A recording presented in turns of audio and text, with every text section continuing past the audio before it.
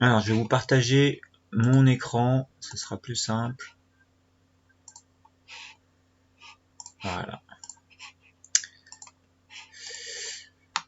Donc, la semaine dernière, on avait corrigé des exercices et puis j'avais démarré le TP avec en expliquant un peu de quoi il s'agissait. On avait fait une activité sur les pluies acides et notamment on avait vu que un des paramètres qui explique les pluies acides, c'est le dioxyde de soufre qui se dissout dans les gouttelettes d'eau qui sont en suspension dans l'atmosphère. Et il est assez logique derrière de voir une technique de titrage du dioxyde de soufre dans l'eau. Donc c'est un dosage par titrage, pas cette fois-ci c'est pas un dosage par étalonnage. Donc juste pour mémoire, un dosage par titrage, il fait intervenir une transformation chimique de l'espèce que je veux titrer, c'est-à-dire que je vais la détruire, il va se passer quelque chose. Alors qu'un dosage par étalonnage, on va prendre une solution mère dont on connaît la concentration et puis on prépare tout un tas de solutions étalons. On fait une mesure physique et on va mesurer la même grandeur physique d'une solution dont on connaît pas la concentration et on compare à la courbe.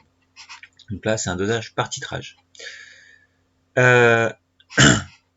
Donc, auparavant, il fallait récolter de l'eau qui contient du dioxyde de soufre. Le dioxyde de soufre, c'est un gaz irritant présent dans l'atmosphère en grande quantité. Il y en a pas mal au-dessus je disais, l'incinérateur de Rieux, là, qui brûle tout un tas de choses. Il en expulse pas mal. Et ce dioxyde de soufre, qui est gazeux au départ, il est soluble dans l'eau, donc s'il rencontre des gouttelettes d'eau dans l'atmosphère, va se dissoudre dedans. Et donc il va contribuer aux pluies acides parce que formé avec l'eau, il va constituer un acide. Le dioxyde de soufre anthropique, c'est-à-dire produit par l'homme, est principalement émis par les industries pétrolières, les centrales thermiques, c'est ce que je disais, la centrale qui est à côté du lycée, c'est une centrale thermique. Et ce gaz est un traceur de la pollution industrielle. En suivant ce gaz-là, je peux savoir aussi et suivre un petit peu la quantité de pollution dégagée par l'industrie. C'est donc intéressant d'en évaluer sa concentration, notamment dans l'eau. Alors, auparavant, moi j'ai pas récupéré de l'eau de pluie parce que d'une année sur l'autre, je sais pas quelle quantité de dioxyde de soufre il y a dedans, donc je fais fabriquer de l'eau qui contient du dioxyde de soufre. Donc l'expérience qui avait été faite, que j'avais montré en vidéo ici, c'est de mettre du soufre ici. On a du soufre ici, que l'on fait flamber donc dans du dioxygène gazeux pour que ça puisse se faire. Donc là, il y a du soufre solide ici qui va brûler avec le dioxygène gazeux qui est dans le milieu ambiant là. Et puis dessous, on positionne de l'eau. Et puis le tout est fermé. Donc ce soufre va se mettre à brûler, sur la vidéo on le voit, et puis ça va former du dioxyde de soufre. Et on nous demandait dans un premier temps quelle est la réaction de combustion du soufre conduisant au dioxyde de soufre. Alors juste pour mémoire, une réaction de combustion, de façon générale, quand c'est avec le dioxygène, il y a un comburant, il y a un combustible. Le combustible c'est le soufre, c'est lui qui brûle, et le comburant c'est lui qui fait brûler. Donc c'est le dioxygène. Ça veut dire que l'équation démarre avec S plus O2. Bon là, il n'y a pas de difficulté particulière. S plus O2, ça se combine et ça donne du SO2. Il n'y a rien à équilibrer, c'est immédiat. C'est un peu comme le carbone qu'on voit au collège, la combustion du carbone. Carbone plus dioxygène donne CO2. Donc aucune difficulté ici. Qu'arrive-t-il au SO2 qui est gazeux lorsqu'on agite ensuite cette bouteille avec l'eau là? Et que pouvez-vous dire de la solution obtenue? Si j'agite, le SO2 qui est gazeux va être en contact avec l'eau. Et comme on nous dit précédemment que ce SO2 il est soluble dans l'eau, il va pouvoir se dissoudre. Et qu'est-ce qu'on pourra dire de la solution obtenue? Cette solution obtenue, elle va être acide, comme le montre le test au papier pH. Alors là, on n'a pas fait de test au papier pH, malheureusement, je vous l'ai pas dit, mais ici on voit que c'est nettement acide cette solution. Donc l'idée c'est d'ensuite, on ne sait pas quelle quantité précisément il y a dans cette eau qui contient le CO2, c'est de trouver une technique de dosage par titrage qui permet de remonter à la quantité de dioxyde de soufre qu'il y a dans cette eau. Quand je dis la quantité, c'est la concentration. Alors, l'oxydation du dioxyde de soufre Alors, avant de faire le dosage, il convient de comprendre un petit peu les réactions qui vont se produire dans notre dosage par titrage. C'est pour ça qu'il y avait ces expériences préliminaires. Dans un tube à essai qui contient quelques millilitres de solution de dioxyde de soufre, aqueux, donc la solution préparée, lorsqu'on ajoute quelques gouttes d'une solution violette de permanganate de potassium, alors j'avais proposé une vidéo pour voir ce qui se passe, j'en ai montré une la semaine dernière. Il y a une réaction qui a lieu parce que la solution violette de permanganate de potassium se décolore au contact de la solution de dioxyde de soufre. Donc dès que je mets quelques gouttes de cette solution qui est violette, et l'espèce chimique qui est violette là-dedans, qu'on la note bien dans notre tête, c'est le permanganate ici, le MnO4-. C'est lui qui est violet. Et bien, quand je le mets dans la solution, quand j'en mets quelques gouttes, dans la solution de SO2, et ben il se décolore. Ça veut bien dire qu'il y a une réaction entre MnO4- et SO2. Ensuite, cette solution, on la partage en deux pour avoir un tube témoin qui est violet. Et dans un tube à essai numéro 1, on réalise le test au chlorure de barium. Alors le chlorure de barium, là c'est pareil, on peut pas vérifier, mais il produit un précipité blanc en présence d'ion sulfate. Donc là, on observe, il y a un précipité blanc. Alors je sais pas si je l'ai noté, mais il y a un précipité blanc dans l'observation. Donc ça va permettre de prouver qu'il y a des ions SO4- qui se sont dégagés. Il y a un précipité blanc. Il se forme un précipité blanc. Donc tout ça, ça va me permettre de conclure des choses sur ce qui s'est formé. Et donc notamment sur le couple qu'il va falloir mettre en jeu dans cette réaction qui s'est produite. Donc parmi la réaction qui a lieu lors de l'ajout du permanganate de potassium est une réaction d'oxydoréduction qui met en jeu deux couples oxydants-réducteurs. C'est comme une réaction acido-basique, il y a deux couples acide-base, une réaction d'oxydoréduction, il y a deux couples oxydoréducteurs. Parmi les couples suivants, quels sont les couples intervenant lors de la transformation observée? Alors, il faut retrouver les couples. Donc c'est de la déduction. On sait qu'on a comme espèce chimique en présence du SO2, et l'expérience du précipité blanc prouve qu'il y a du SO4- qui est présent à la fin de la réaction. Donc si j'ai ces deux-là qui sont présents, le seul couple qui fait intervenir ces deux-là, c'est ce couple qui est ici, où on a à la fois SO4- et SO2 aqueux. Donc ça c'est le premier couple qui intervient. Maintenant pour le deuxième couple, ce que je sais, c'est que j'ai une espèce chimique qui est violette, qui est le permanganate, qui est noté ici.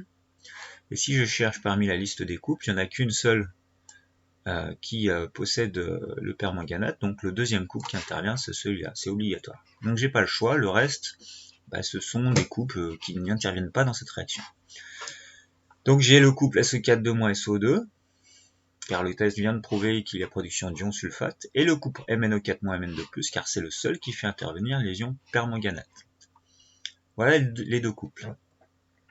Et après, le but du jeu, c'est d'écrire la réaction qui se produit, ce qui sera notre réaction support de titrage, entre les ions, les SO2, le dioxyde de soufre aqueux, et les ions MnO4.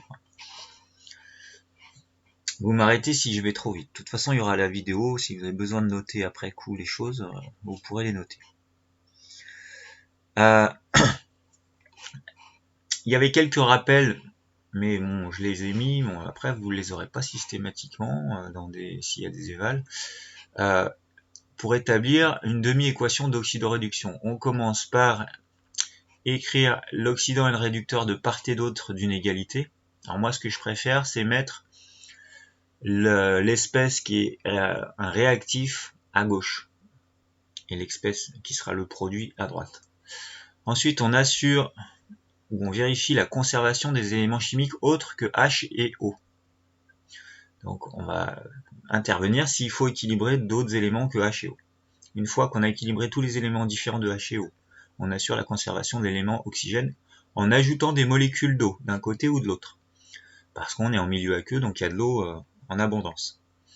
Ensuite, on vérifie la conservation de l'élément H en rajoutant des ions hydrogène H+, d'un côté ou de l'autre de l'équation, de la demi-équation. Et enfin, en dernier lieu, on équilibre la charge en ajustant un nombre d'électrons qui convient à gauche ou à droite. Donc ici, il fallait écrire les demi-équations d'oxydoréduction grâce aux deux couples qu'on a trouvés tout à l'heure. Alors si je reviens au premier couple qui est ici, moi ce que je préfère c'est écrire le réactif en premier et ensuite le produit à droite. Donc je vais écrire SO2 à gauche et le produit SO4 à droite. Donc là j'ai réécrit le couple, mais dans un sens bien spécifique, c'est lui le réactif, SO2. C'est lui qui était dans l'eau au départ. Et puis pour le deuxième couple, le réactif, c'est MnO4- que j'avais au départ. Donc je vais l'écrire dans le sens MnO4- qui va donner Mn2+, avec une égalité. Et ensuite, il me reste à appliquer toutes les étapes qui sont proposées ici, pour chacune des demi-équations. Alors si je prends la première, assurer ou vérifier la conservation des éléments chimiques autres que H et O.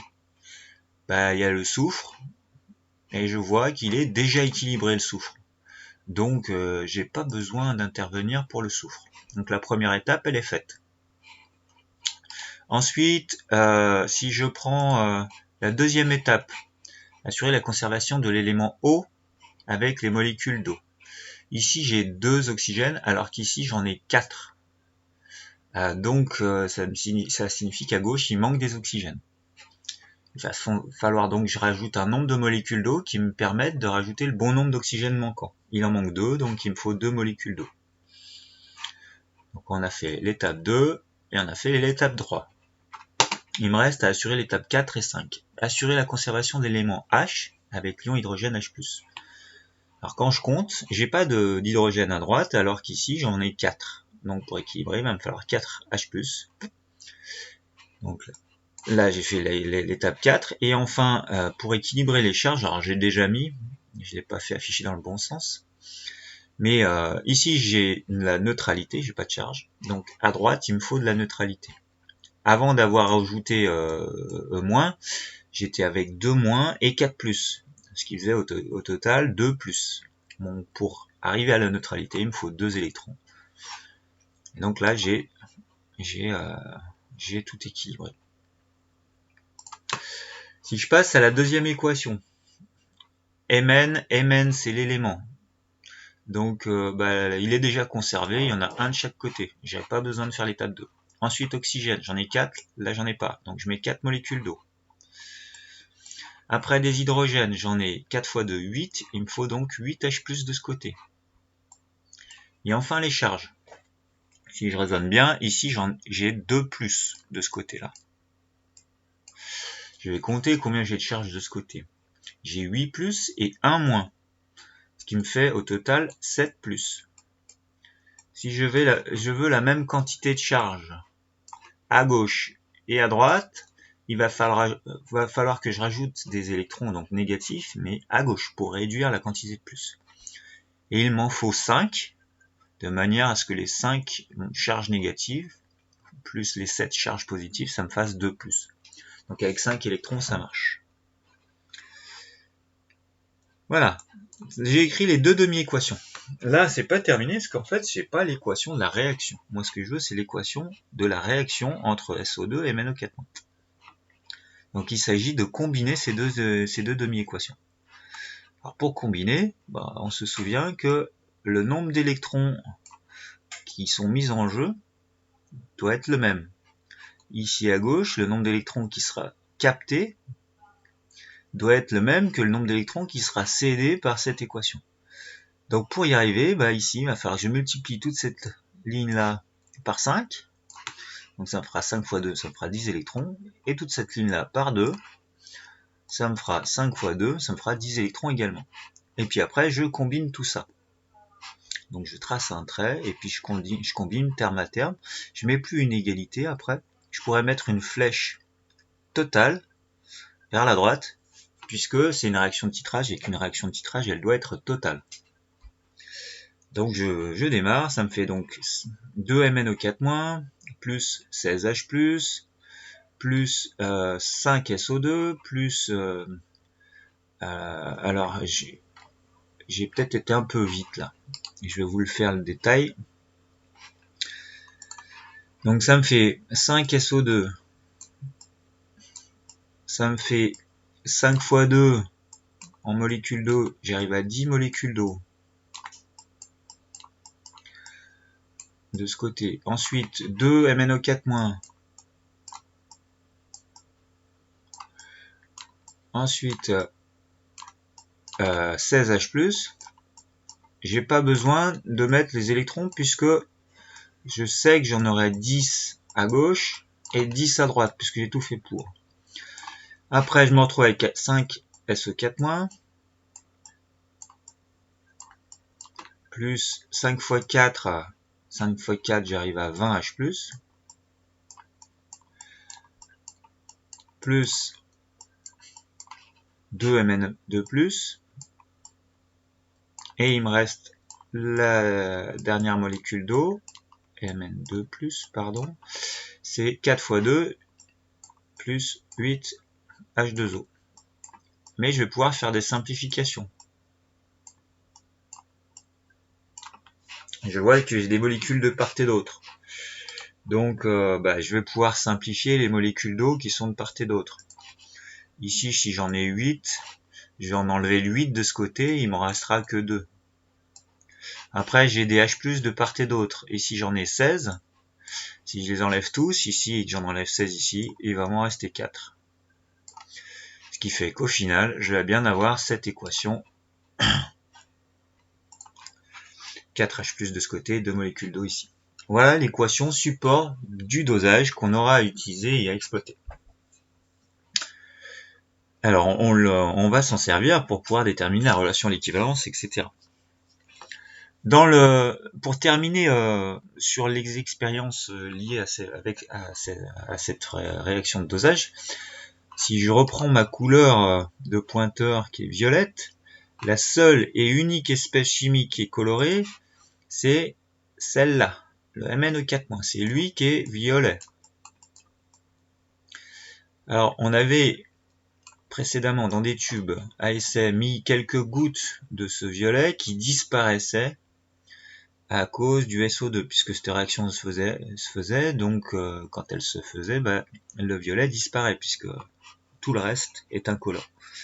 Sauf qu'à force d'en rajouter, va se produire un moment donné où j'en aurai tellement mis que j'ai plus de SO2. Et donc si j'ai plus de SO2, je change de réactif limitant. Le réactif limitant, ça sera plus MnO4-, mais ça sera SO2, puisque je l'aurai tout consommé. Et dans ce cas-là, ce que je rajoute en plus de MnO4-, ça va plus réagir, donc je vais avoir apparition et persistance d'une coloration violette. Donc pourquoi la solution ne se décolore plus lorsque l'on poursuit l'addition du permanganate? La solution ne se décolore plus car tout le dioxyde de soufre a réagi, les ions permanganate violet sont en excès et colorent la solution en violet. Donc c'est dès que la solution va persister de façon violette qu'on aura l'équivalence, à la goutte près. Donc au moment où le mélange réactionnel ne se décolore plus, on a réalisé un mélange stoichiométrique des réactifs, c'est l'équivalence du dosage. Cette réaction peut être utilisée comme support d'un titrage, car cette réaction est rapide, elle provoque un changement de couleur de la solution, elle est totale aussi. L'équivalence est donc facilement repérable. Alors un petit rappel, ça c'est du cours que vous avez vu en tronc commun. La relation à l'équivalence dans des proportions stoichiométriques, si j'ai les coefficients stoichiométriques qui sont petit a et petit b pour les espèces chimiques grand A et grand B, c'est que les quantités de matière divisées par leurs coefficients sont égales. Du coup ici, quelle relation on va pouvoir écrire entre les réactifs? Donc les deux réactifs qui nous intéressent, ils sont là. L'eau, c'est juste une espèce chimique en excès, hein. C'est pas un réactif, elle est en excès, elle. Donc on va s'intéresser aux deux qui sont ici, et on va écrire la relation à l'équivalence. Elle va s'écrire N de MnO4- sur son coefficient, divisé par 2, est égal à N de SO2 sur son coefficient, 5. Mais sur les deux, il y en a un qui est titré, et puis l'autre qui est titrant. Donc il y en a un, ça va être sa quantité de matière initiale au départ, et puis l'autre, ça sera celle qui est versée à l'équivalence. Donc d'après l'équation, la réaction à équivalence va être n de MnO4- versé à l'équivalence, divisé par son coefficient, est égal à n de SO2 initial, qu'on pourra noter N0 parfois dans l'énoncé d'après, divisé par son coefficient 5. Voilà la relation à l'équivalence. J'avance. Après, on me demande de compléter le schéma ci-joint pour savoir où est-ce qu'on va mettre les différentes espèces chimiques. On nous dit ici qu'on veut doser 20 ml d'eau contenant du dioxyde de soufre, mais on ne connaît pas sa quantité de matière dans ces 20 ml. Et puis on va ajouter le permanganate qui sera le réactif titrant, permanganate, où on notera N équivalence, la quantité de matière de permanganate versée à l'équivalence. Et puis on notera aussi C1, la concentration initiale de permanganate. Alors je ne sais pas si c'était noté quelque part, je pense au tout début. Alors, d'abord sur les légendes. Ici, j'ai ce qu'on appelle une burette graduée en haut. En bas, un Erlenmeyer, un barreau aimanté, un agitateur magnétique. Maintenant, les réactifs.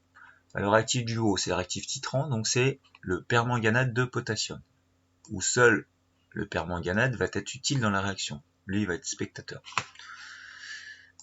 Et enfin, le réactif, donc le permanganate, il est abondant dans cette solution, c'est lui qui est violet. Donc au départ, dans ma burette, c'est tout violet.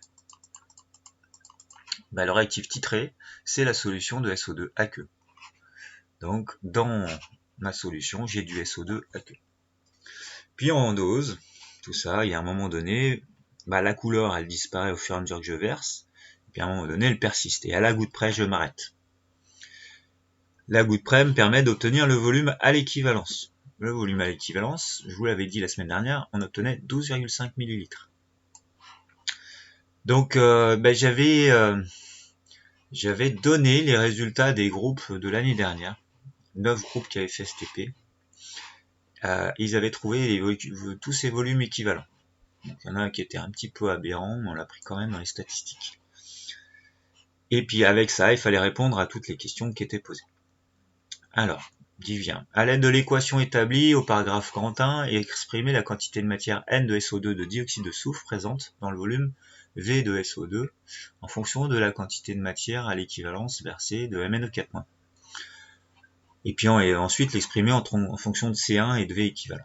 Alors, la relation précédente, c'est celle que j'ai écrite ici. N à l'équivalence de MnO4- sur 2 est égal à N de SO2 initial sur 5. Du coup, je vais pouvoir l'exprimer en modifiant ce 5 là, je vais le faire passer de l'autre côté, il va passer en haut.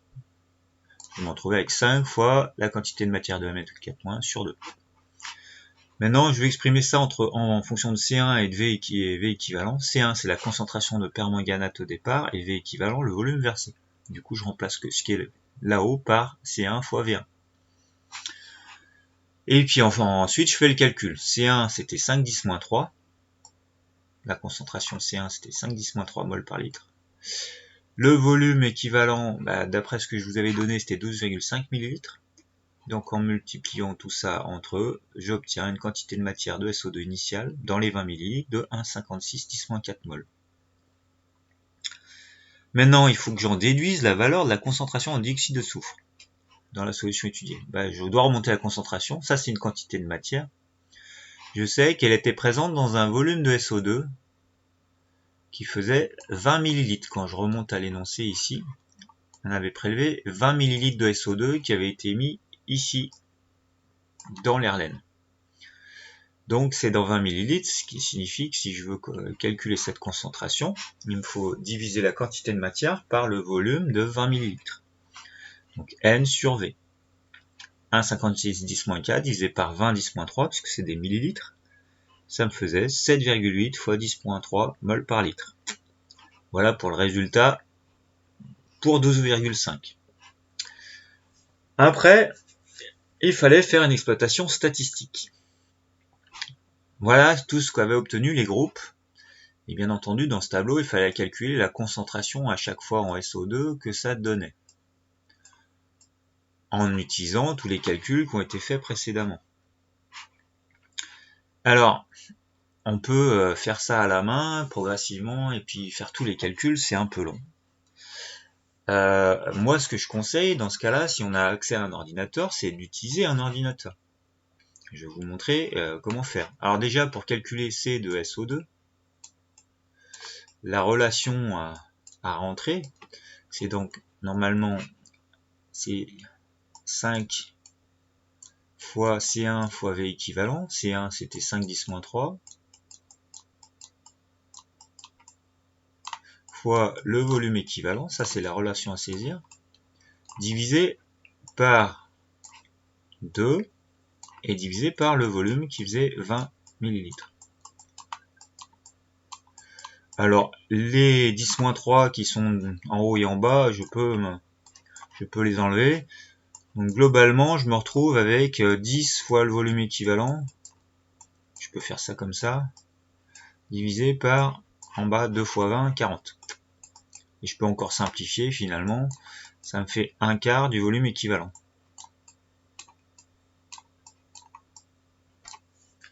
Il y a un problème là. Oui, non, si c'est ça. Non, 5 fois 5, 25, pardon, j'ai dit une bêtise. 5 fois 5, 25, donc ça me fait 25 en haut. J'ai dit une bêtise, donc ça me fait 25 40e. Pardon. J'en reste là. Pourquoi je fais ça? C'est que je sais que c'est le calcul que je dois faire à chaque fois. Donc si je prends un tableau, type tableau Excel avec toutes mes données ici, eh bien ce que je peux taper ici, c'est la formule, dont j'ai besoin. Alors là, je l'ai modifié, c'est pas tout à fait la même, mais mince. J'ai tapé la formule. Alors j'avais vu, je vous ai mis dans le cours que nous on a 5 fois 5 10-3 fois le volume équivalent divisé par 40 fois 10-3, ça fait un calcul un petit peu complexe. Bon, j'ai saisi cette formule d'une autre manière ici, en utilisant les coordonnées de la cellule. Donc B4, c'est le volume équivalent pour le premier groupe. Une fois que j'ai cette formule-là, en imaginant, en admettant que j'ai pas du tout de résultat ici, quand j'ai saisi la formule une première fois, vous vous souvenez que en prenant le petit carré qui est ici et en étirant, j'applique la même formule, mais à chaque fois avec l'autre volume équivalent pour chaque groupe. Donc ça fait gagner du temps, hein. Plutôt que de faire le calcul à chaque fois, là j'ai fait qu'une seule fois, j'ai tapé le calcul avec la cellule B4 et puis après j'ai étendu la formule. Ce qui était demandé par la suite, c'est dans un premier temps de calculer la valeur moyenne de cette concentration obtenue. Pareil, tant que j'y suis, je suis avec mon tableau Excel. Et bien la valeur moyenne, vous avez une fonction moyenne. Alors vous pouvez le faire à la main, ça, plus ça, plus ça, plus ça, plus ça, plus ça, plus ça, plus ça, plus ça, divisé par 9. Donc avec des cellules, donc ça ferait B5 plus C5, etc. Ce serait un peu long. Ou alors d'utiliser la fonction moyenne qui existe. Donc quand je tape la fonction moyenne, je dis que je vais de la cellule B5 jusqu'à la cellule J5 et que je calcule la moyenne. Et il me trouve une moyenne de 0,0078 mol par litre. Ça, c'est pour une première chose. Donc, je pouvais dire que ici, j'avais 0,0078 mol par litre en moyenne. Après, l'écart type. Alors, vous aviez un document à la fin qui expliquait ce que c'était que l'écart type. Ce sont des statistiques. Alors, je réexplique un petit peu cette formule. Un écart type, il faut déjà calculer les écarts pour chaque mesure. Et ce signe-là, ce symbole-là, c'est la somme. Donc un écart pour chaque mesure, c'est l'écart entre la mesure que j'ai faite, donc la mesure du groupe 1, la mesure du groupe 2 ou la mesure du groupe 3, etc., par rapport à la mesure moyenne. Donc je fais la différence des deux. Et à chaque fois, je l'élève au carré. C'est pour, quand j'élève au carré, je sais que je ne vais pas avoir de signe moins. Même si ma valeur elle est légèrement en dessous de la valeur de la moyenne, j'aurai pas un signe négatif. Et puis je fais la somme du carré de chaque calcul. Donc je fais ce résultat-là moins C moyen au carré, plus ça moins C moyen au carré, etc. etc. Donc pareil, si je le fais à la main, c'est long. Hein. Je fais la somme de tout ça. Je prends la racine. Enfin, auparavant, je divise par n-1. Donc n, c'est le nombre total d'expériences qui ont été faites, moins une. Et je calcule la racine carrée. Et ça me donne l'écart type. C'est-à-dire, en moyenne, de combien je m'écarte de la valeur moyenne calculée. Alors, sur le tableau Excel, je l'ai fait. Ici, j'ai calculé l'écart. Donc l'écart, on a dit que c'était l'écart entre la valeur moyenne et la valeur calculée, mais au carré. Donc là, quand je regarde, B5, ça renvoie à ma valeur du groupe 1, moins, alors j'ai mis $K, $5. Quand je mets $, ça veut dire que quand je vais étendre la formule, ça va pas changer la lettre. Quand je mets $, avant le 5, quand je vais étendre la formule, ça va pas changer le chiffre. Donc $, c'est pour figer les codes. En fait, ça renvoie à la cellule K5. La cellule K5, elle est là. Donc c'est la valeur moyenne. Donc quand je regarde ce que j'ai calculé ici, je fais la valeur mesurée ici, moins la valeur moyenne, que je multiplie de nouveau par le même calcul, donc ça fait le truc au carré. Donc là j'ai l'écart au carré, j'étends la formule et j'ai tous les écarts au carré. Pour avoir ensuite l'écart type, je vais prendre la racine, donc j'écris racine, je vais prendre la somme de tout ça, donc la somme de B6 jusqu'à G6, et je le divise par n-1, ici j'ai 9 groupes, donc moins 1 ça fait 8. Voilà l'écart type. Donc l'écart type c'est 0,0008. 0,0008. C'est des moles par litre. Une fois que j'ai ça, déterminer l'incertitude de répétabilité associée à la concentration SO2, SO2 pour un intervalle de confiance de 95%. Donc pour ça, il fallait utiliser cette formule là qui est indiquée et revoir la valeur de K qu'il fallait prendre lorsqu'on veut 95% d'intervalle de confiance. Donc on applique bêtement ce qui nous est demandé.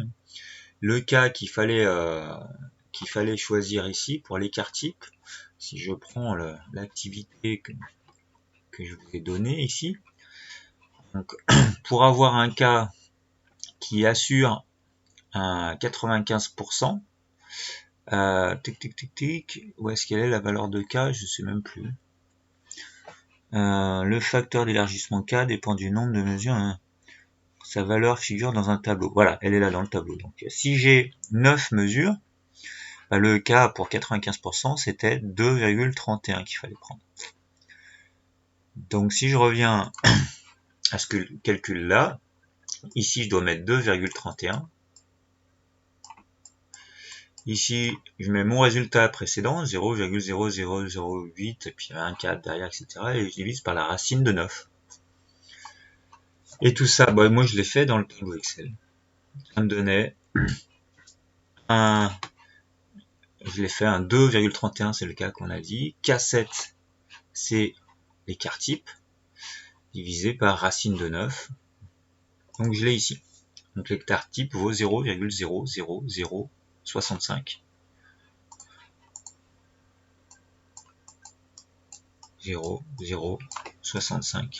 C'est des moles par litre, encore une fois.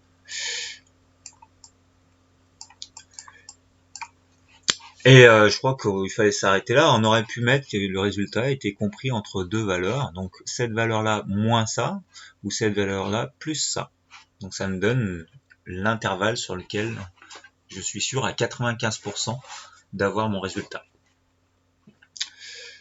Bon, alors, je vais m'arrêter là à ce stade-là, voir s'il y a des questions, et puis vous indiquer quel est le travail à faire pour la semaine prochaine. Alors, je vois qu'il y a 2 remarques dans le chat.